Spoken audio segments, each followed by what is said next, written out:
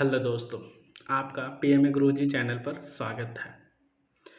आज जिस टॉपिक पे हम बात करने वाले हैं वो है कि हमारी एग्ज़ाम प्रिपरेशन लास्ट 30 डे में किस तरह से होनी चाहिए और हमें क्या क्या करना चाहिए और कुछ साइकोलॉजिकल फैक्ट्स जानेंगे, क्योंकि जेई का एग्ज़ाम 1 महीने के अंदर मतलब 24 जनवरी से स्टार्ट हो रही है। तो इसके रिगार्डिंग हम बात आज करेंगे कि हमें प्रिपरेशन कैसे करनी चाहिए। तो आज आपके साथ हम दो महान हस्तियों का कोट्स साझा करना चाहेंगे, एक महेंद्र धोनी और दूसरा ब्रूस ली। तो महेंद्र धोनी का एक कोट्स है यंगस्टर अबाउट यंगस्टर के रिगार्डिंग। तो youngster are so result oriented nowadays that we actually forget about the process is more important than the results, and if you take care of the process you will get the result। इसका मतलब कि हम लोग आज अपने JEE के exam देते हैं या किसी चीज़ के एग्ज़ाम का प्रिपरेशन करते हैं तो हम सोचते हैं कि हमारी रिजल्ट हो जाए, बट हम ये भूल जाते हैं कि उस रिजल्ट को करने के लिए हमें क्या एक प्रोसेस से गुजरना पड़ता है। उस प्रोसेस को हम याद नहीं रखते और उस प्रोसेस से यूज नहीं करते। और दूसरा कोट्स है ब्रूस ली का। तो ब्रूस ली जी कहते हैं कि I fear not the man who has practice 1000 times kicks once, but I fear the man who has practice one kick 1000 times. तो ये आज के बच्चों के लिए बहुत ज़्यादा एग्जाम प्रिपरेशन के समय या किसी भी इस लाइफ के इस फेज में कि हम लोग क्या है कि एक एग्ज़ाम जैसे जैसे लास्ट आते हैं हम जैसे वैसे हमारे अंदर फियर बढ़ने लगता है। तो हम क्या करते हैं कि आज ये सर हमने ये पढ़ा, फिर उसी चीज़ को हम किसी दूसरे टीचर से पढ़ रहे हैं, किसी और पढ़ रहे हैं, फिर अपनी नोट्स पढ़ रहे हैं, फिर अपने दोस्तों से पूछ रहे हैं कि हमें कैसे इसका पढ़ना चाहिए, कैसे पढ़ना चाहिए। उसके जाए कि हमें अपने आप पर बिलीव करें और अपनी बिलीव पे विश्वास रखें और हम एक टीचर से जिनसे पढ़ना चाह रहे हैं एक टीचर में ही फेथ रखें कि हाँ हम अगर इस टीचर के बस से पढ़ रहे हैं तो हम अपना रिजल्ट पा सकते हैं। तो सबसे पहले ज़रूरत होती है किसी भी एग्ज़ाम को एक सक्सेस होने के लिए उसमें फेथ टीचर के ऊपर और खुद के अंदर बिलीव कि आई कैन डू। इस दो मेन चीज़ ये सबसे पहले मानते हैं, मेंटली स्ट्रांग होना चाहिए इन दो बातों से। उसके बाद अपनी प्रिपरेशन एग्जाम स्टार्ट करनी चाहिए। तो उसमें मेन प्रोसेस क्या डिफाइन करते हैं कि प्रोसेस क्या होनी चाहिए हमारे एग्जाम के लिए। अगर आप दो चीज़ें बात होती, एक तो हमारी जो किसी भी एग्जाम के बारे में जाने कि वो एग्जाम किस तरह से होता है, उसमें क्वेश्चन कैसे आस्क होते हैं, तो हमें प्रीवियस ईयर क्वेश्चन के पूरा होना चाहिए, इसकी स्टडी डिटेल करनी चाहिए, डिटेल स्टडी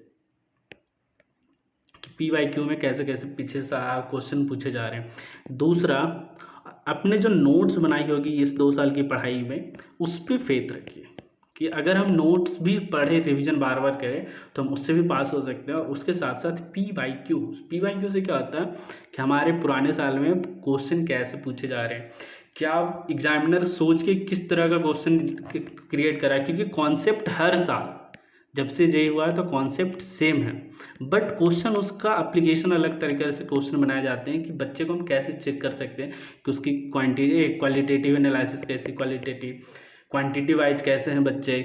तो उनकी वो स्ट्रेंथ चेक की जाती है कि बच्चे कितना थिंक करते हैं किसी चीज़ के ऊपर, या हम ये इक्वेशन है तो इसके ऊपर क्या क्या वो सोच सकते हैं, उसके एनालिसिस बच्चों ने कितना किया, क्योंकि जोड़ घटा तो सबको आती। तो मेन होती चेक करना है, जेई एग्जाम का मेन मोटो है कि हम बच्चों की analysis, thinking analysis, reasoning ability check करना।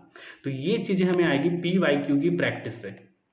प्रीवियस ईयर क्वेश्चन जितने ज़्यादा करेंगे, आइदर वो फिजिक्स की हो, केमिस्ट्री की और मैथ की, तो ये लास्ट 30 डे में हमें सिर्फ PYQ सॉल्व करनी चाहिए, ना ही कोचिंग के मटेरियल से हमें प्रॉपर टेंशन लेना है, कोचिंग मटेरियल भी नॉट।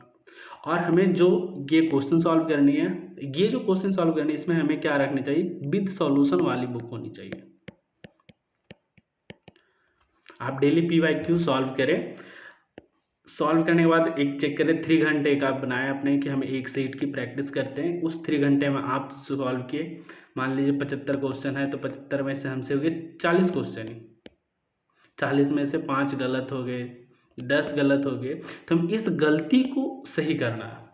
ये जो हमारी गलती है उसको हमको क्या करना, राइट करना। तो राइट कैसे करेंगे, तो हम उसकी सॉल्यूशन देखेंगे कि हमने क्या गलती किया, उस मिस्टेक को नोट करेंगे, उस मिस्टेक को क्या करेंगे, नोट करेंगे, और इसी तरह से हम बाकी जो फिर बचे 35 क्वेश्चन उसका भी देखेंगे कि हमने क्या सोचा था और सॉल्यूशन क्या किस तरह से सोच रहा है, उस चीज़ को हम नोट्स करेंगे हर चैप्टर का। हर जितने PYQ हैं सॉल्व कर रहे हैं, जैसे 2022 में बहुत 4 दिन एग्जाम हुए, 4 दूनी 8 शिफ्ट हो गए, तो 8 शिफ्ट का पेपर को देखेंगे, उसमें हम एनालिसिस करेंगे कितने लिख रहे हैं। इस तरह से आप चीज़ों को एनालाइज करें, उसके बाद उसकी रूटीन बनाएं और डेली एक पेपर तो कम से कम सॉल्व करें।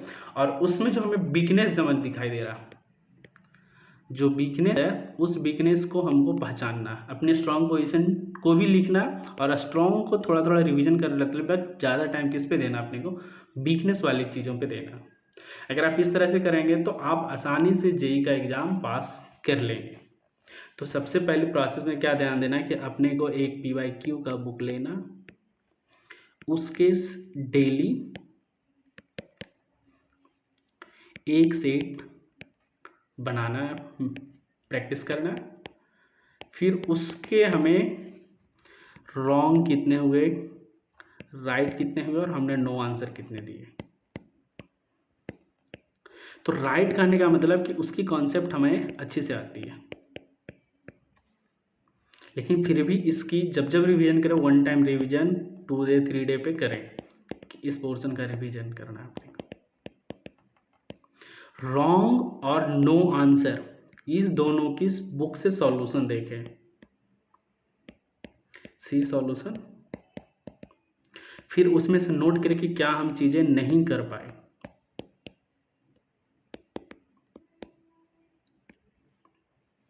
फिर उसको अगली दिन सेट मारने से पहले देख लें, या आपको जगने में जिस समय भी मन हो उस समय आप उस चीज़ को मिस्टेक को नोट करके उसको एक बार देख लें। फिर डेली इसी तरह से आप अगर 24 तारीख तक 30 सेट भी कर लेते हो तो 30 सेट में आपकी टोटल कॉन्सेप्ट रिवाइज हो जाएगी। और जो चैप्टर अभी ना पढ़े तो प्लीज़ उस पर फोकस ज़्यादा ना करें। मेनली जो टॉपिक आपकी मजबूत है उसी को, मतलब जो चीज़ आपको आता है उसमें तो आप 100% हो जाए, जो नहीं आता उसके पीछे क्यों भागना। तो आप देखेंगे कि आपकी जो 10 से 12 दिन के बाद अगर इस तरह से करते हैं तो आपकी एक्यूरेसी भी से इंक्रीज कर जाएगी, आपकी कम टाइम में ज़्यादा बनाने की प्रैक्टिस हो जाएगी। इस तरह से अगर आप करते हैं तो आप जेई का एग्ज़ाम आसानी से क्लियर कर लीजिएगा, क्लियर हो जाएगा।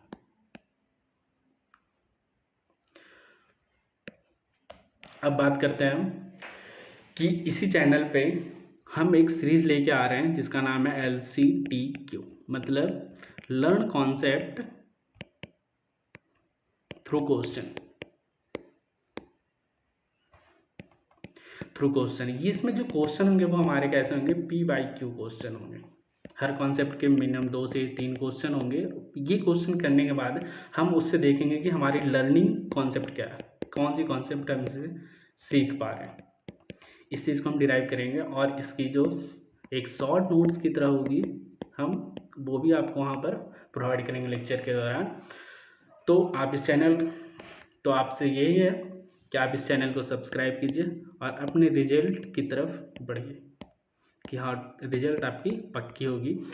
इसको देखें, या तो फिर आप अपनी नोट्स पे ज़्यादा ध्यान दें कि आपने जो नोट्स बनाए हैं 2 साल के अंदर वो उसको रिवीजन बार बार करें, क्या प्रॉब्लम आ रही है उसके मार्क करें, एक मरते मार्क करें, क्या क्या समझ में नहीं आ रहा है उस तरह से मार्क करें तो आपका रिजल्ट पक्का होगा। Thank you for watching this video.